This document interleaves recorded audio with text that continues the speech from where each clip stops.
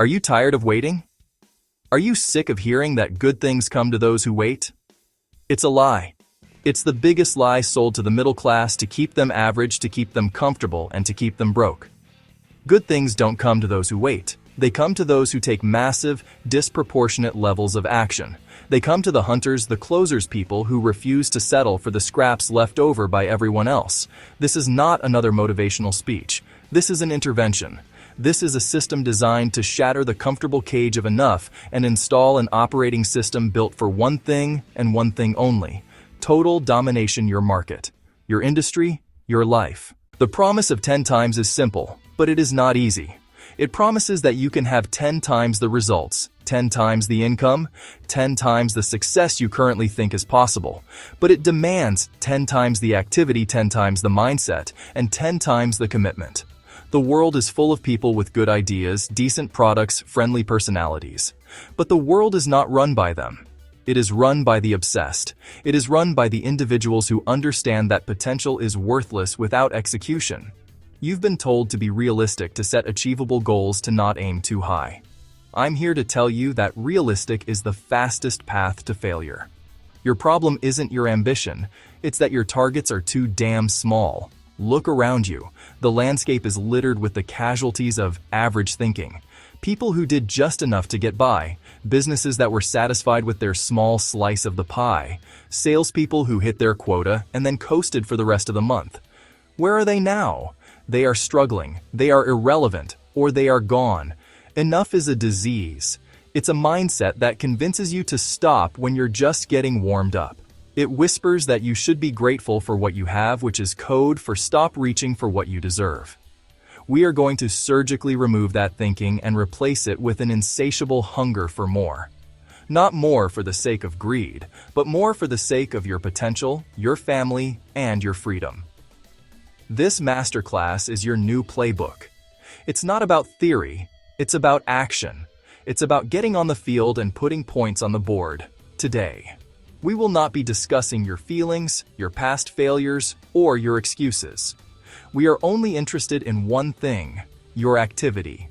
We are going to build a machine with you as the engine that is so powerful and so consistent that success becomes not just a possibility, but a predictable outcome. You will stop waiting for permission, waiting for the right time, waiting to feel ready. You will start closing. You will start building. You will start winning on a scale that will scare your competition and, frankly, might even scare you a little bit.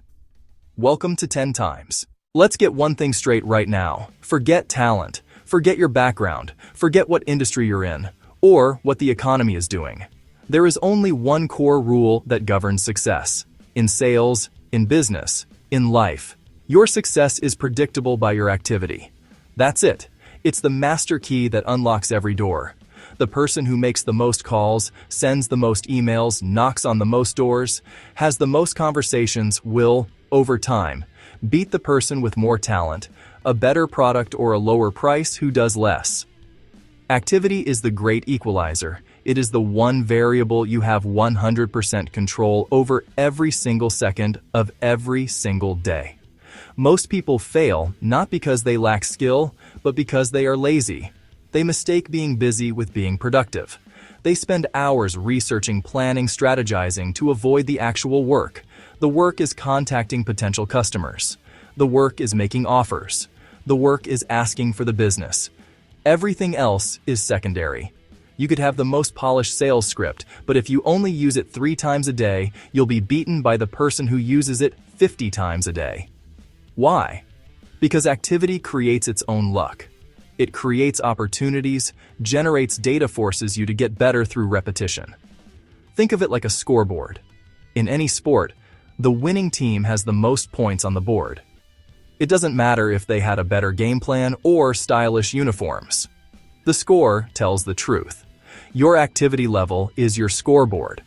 How many calls did you make today? How many meetings did you set? How many proposals did you send? How many times did you ask for the close? These are the vital statistics of your financial health. If you are not tracking these numbers, you are flying blind. You are operating on hope, and hope is not a strategy. It's a ticket to the poorhouse. From this moment forward, you will become obsessed with your activity. It will be the first thing you plan in the morning and the last thing you review at night. Your calendar will become a weapon, blocked with non-negotiable action.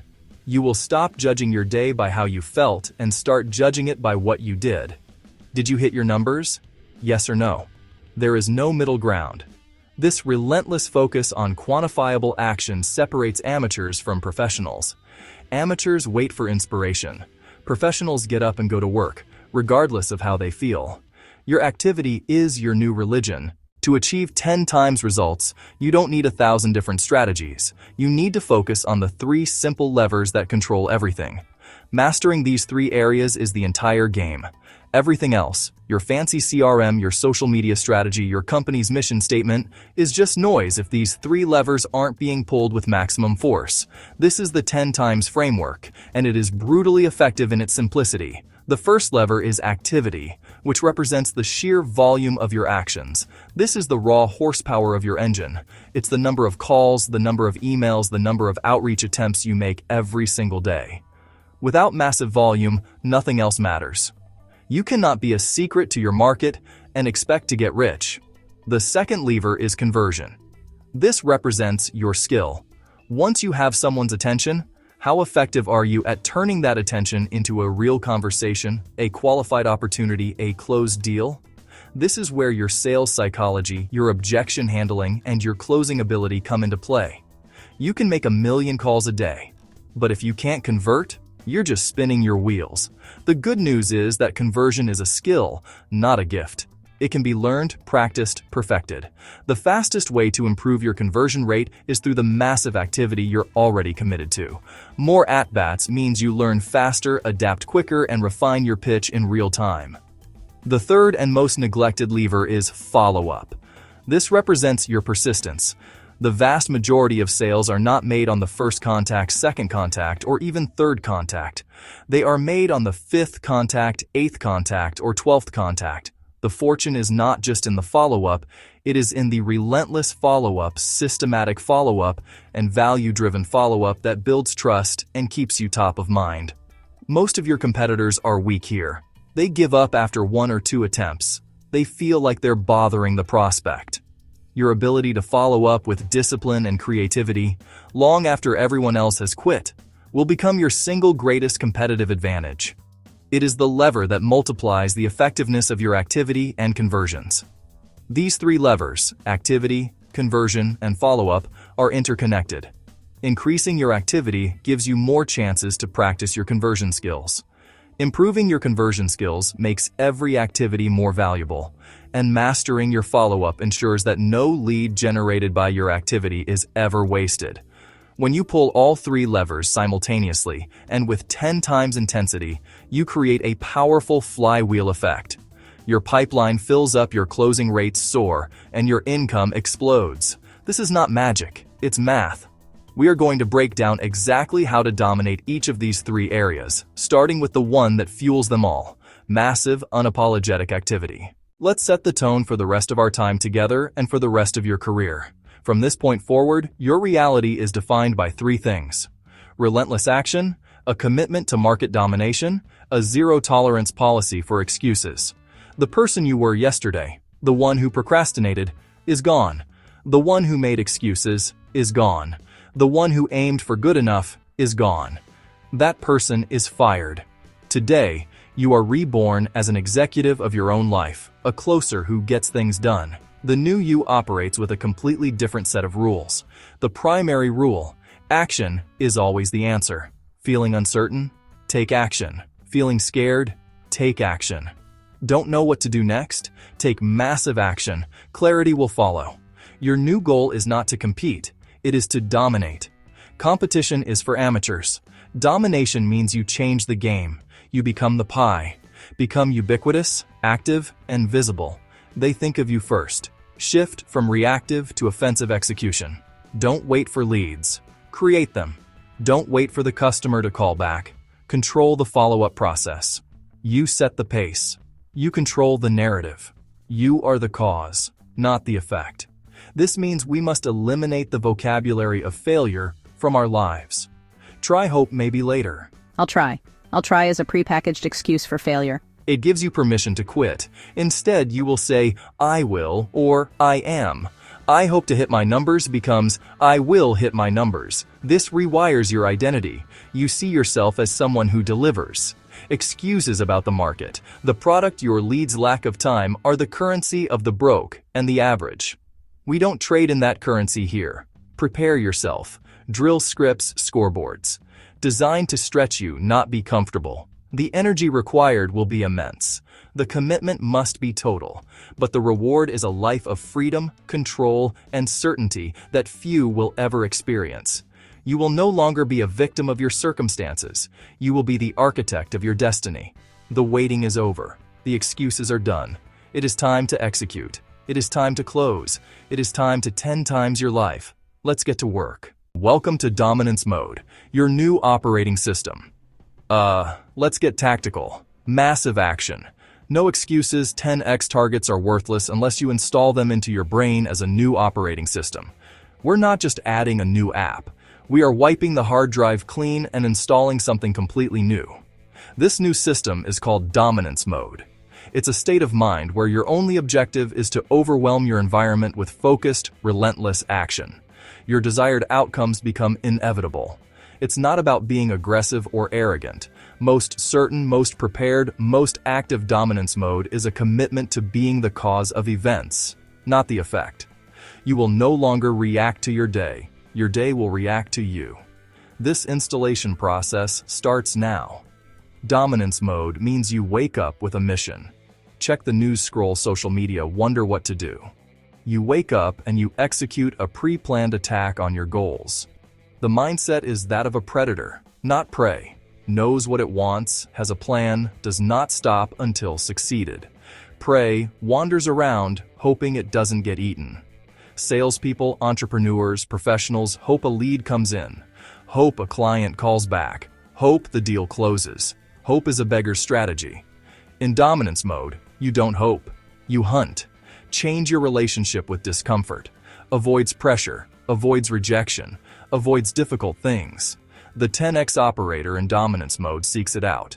You must learn to love the pressure. You are in the game. You are making attempts one step closer to a yes. See challenges not as obstacles. See them as opportunities to prove how committed you are. Difficult call, tough negotiation. Long day, each rep makes you stronger while everyone else gets weaker. This is the mental shift that precedes all massive success. From this moment on, your default setting is forward. There is no reverse. There is no pause button labeled, I don't feel like it. Own your day, control your actions, dictate terms of success. It's a promise you make to yourself that you will not be outworked. It's a commitment to playing offense at all times. This isn't a temporary motivational high. It is a permanent change in your professional identity. You are no longer someone who tries to sell or hopes to succeed. You are a closer.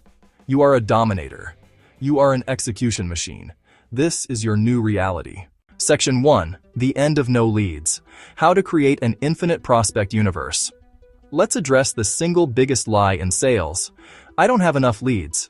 This is the number one excuse for failure, for empty pipelines, and for poverty-level commission checks. It is a complete and total myth. It's the story that weak salespeople tell themselves. The truth is, you are not living in a desert. You are drowning in an ocean of opportunity. There are not hundreds or thousands of potential customers for your product or service. There are tens of thousands, hundreds of thousands, maybe even millions. You are surrounded by them. They are everywhere. Your problem is not a lack of leads. Your problem is a lack of vision and a lack of hustle. From this moment forward, the phrase, I'm out of people to call, is permanently banned from your vocabulary. It is the anthem of the amateur. A professional understands leads are not something you get. They are something you create. They are manufactured through relentless creativity, observation, and action. The world is your prospect list. Every business you drive past is a potential lead. Every person you connect with on social media is a potential lead. Every advertisement you see is a potential lead. The issue isn't a scarcity of opportunity, it's a scarcity of awareness on your part. You have been trained to look for the perfect, hand-delivered lead, and in doing so, you have become blind to the massive abundance all around you. Our mission in this section is to surgically install a new set of eyes into your head, eyes that see opportunity everywhere. We are going to build a system for generating so many leads that you will never ever have an excuse for an empty calendar again. You will have the opposite problem. You will have more people to contact than you have time in the day. This is the state of abundance that every top performer operates in. They are never worried about where their next deal is coming from, because they have built a machine that constantly feeds them new names and new opportunities. They have made themselves immune to market fluctuations and lead flow droughts because they control their own lead generation. Get ready to become a prospect-generating machine. We will break down multiple, inexhaustible sources of leads that you can tap into today, right now, without spending a dime. You will learn to see your entire environment as a source of potential business. This is the skill that guarantees you will never be broke again. As long as you are willing to do the work of identifying and contacting people, you will always have a full pipeline. The days of waiting for the phone to ring are over. The days of blaming marketing for a lack of leads are over. You are now 100% responsible for your own economy. Let's build your infinite universe of prospects. The currency of sales. If you think sales is about convincing people to buy things, you are already lost. Sales is not about persuasion, it is about transference. The single most important transaction that happens in any deal is the transference of certainty from you to the prospect. That's the entire game. People do not buy the best product. They do not buy the cheapest product. They buy from the person who they believe is the most certain. When a prospect is sitting across from you, they are broadcasting a radio station of doubt, fear, uncertainty. Your job is to be a powerful transmitter of confidence, clarity, conviction, broadcasting on a frequency so strong that it drowns out their internal static and replaces it with your certainty. Price is only an issue in the absence of certainty. It's too expensive. When a prospect says it's too expensive, what they are really saying is, I am not certain this is worth the price you are asking. I am not certain this will solve my problem. I am not certain you are the right person to help me. Price, they are using price as a socially acceptable way to express their underlying uncertainty. If you were 100% certain that a $100 investment would return you $10,000 tomorrow, would you hesitate to find the 100? Of course not. You would beg, borrow, or steal to make it happen. The price is irrelevant when the certainty of the outcome is absolute. Your job as a closer is to build that level of absolute certainty. This is why two salespeople can sell the exact same product at the exact same price, and one will starve while the other gets rich. The one who gets rich is a certainty machine. They believe so deeply in themselves, their product, the outcome they can deliver, that it becomes contagious. Their conviction is palpable. It radiates from their tone of voice, body language, choice of words. The weak salesperson, on the other hand, is full of doubt. They hope the client buys. They think their product is pretty good. They aren't quite sure if it will work. The prospect feels this hesitation, and it amplifies their own fears, killing the deal. From now on, you must see yourself not as a salesperson, but as a dealer in certainty. It is the most valuable commodity you possess. Your primary job is not to present features and benefits. It is to manufacture and transfer conviction. Every part of your sales process, prospecting, discovery, presentation, follow-up, must be designed with one goal in mind: to increase the prospect's level of certainty to the point where buying becomes the only logical conclusion. When you become a master of transferring certainty, you become immune to price objections. You become a true closer. Section 5. The 5-step close flow, a system for getting to yes. Closing is not a single moment. It's a logical 5-step process. Amateurs think the close is something you do at the end of a call. Professionals know the close is something you earn by successfully navigating a structured conversation. The 5-step close flow is a simple, repeatable system that guides a conversation from initial contact to a final decision. It's not a rigid script, but a flexible framework that ensures you cover all your bases and build the necessary certainty along the way. When you master this flow, you stop presenting and you start closing deals as a natural conclusion to a well-led conversation. The first step is discover. This is the foundation of the entire sale. In this phase, Your only job is to shut up and listen. You ask powerful, open-ended questions to uncover the prospect's true pain points and their deepest desires. What is the problem they are trying to solve? How is it affecting their business or their life? What have they tried in the past? What would the perfect solution look like? What will happen if they do nothing? You are not selling yet. You are diagnosing. You need to understand their world better than they do. The information you gather here is the ammunition for the rest of the close. The second step is align. After you have uncovered their pain and desire, you must prove to them that you were listening. You do this by repeating their key problems and goals back to them, using their own words. So, if I'm hearing you correctly, the biggest issue is that your team is wasting 10 hours a week on manual data entry, which is costing you thousands in lost productivity and is causing major frustration. And what you really want is a system that can automate that process and free up your team to focus on revenue-generating activities. Is that an accurate summary? This step builds massive rapport and trust. It shows you understand. The third step is present. Only now, after you have discovered their problem and aligned with their reality, are you permitted to talk about your solution. Your presentation should be short, simple, and focused exclusively on how your product solves the specific problems they just told you about. Connect every point you make directly back to their pain or their desire. The fourth step is handle, which is where you proactively address any objections or concerns. This isn't a separate phase, but is integrated into the presentation. The final step is ask. You must directly and confidently ask for the business. This is the moment of truth that separates the professional from the amateur. Objections are not a sign of failure. They are a sign of engagement. A prospect who has objections is a prospect who is thinking, considering, and wrestling with the decision. Silence is far more dangerous than an objection. You must learn to welcome objections as requests for more information or reassurance. Step 4, handling objections, is not a battle to be won. It is a diagnostic process. Each objection is a symptom of an underlying uncertainty. Your job is to diagnose which of the 4 pillars of certainty is weak and then reinforce it. Let's break down the 4 horsemen and give you the scripts to defeat them. The first and most common horseman is, it's too expensive. This is almost never about the money itself. It's about a lack of certainty in the value or the outcome. Compared to what? I understand. Let's set price aside for 1 second. Is this the solution you believe will actually solve your problem? If they say yes, then the problem isn't the product, it's the budget. Okay, so we agree this is the right solution. Let's work together to figure out how to make the numbers work. The cost of not fixing this problem is far higher. What kind of payment terms would make this possible for you?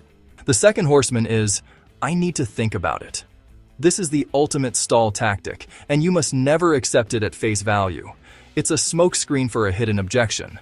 Your response must be to gently force clarity. Say, that's totally fair. Good decisions require thought. Just so I know what to prepare for our next conversation, what specifically is it that you need to think about? Is it the price? Is it the timing? Or are you just not sure you trust me and my company to deliver? By naming the most likely issues, you make it easy for them to tell you the real reason. Once they name the real objection, it's really the price. You can then handle it directly. The third horseman is, I need to talk to my partner, boss, or committee. This can be a legitimate issue, but it's often another stall. Your goal here is to maintain control of the process and prevent them from trying to sell your product for you. The best response is, that's a great idea. Your partner should absolutely be involved in this decision. Rather than you having to try and relay all this information, let's just schedule a brief 15-minute call with all of us together. What time tomorrow works for you and them? The fourth horseman is, now is not the right time. This is an objection about urgency. They believe in the solution, but they don't feel the pain of the problem acutely enough to act now. You must reestablish the cost of inaction. I understand.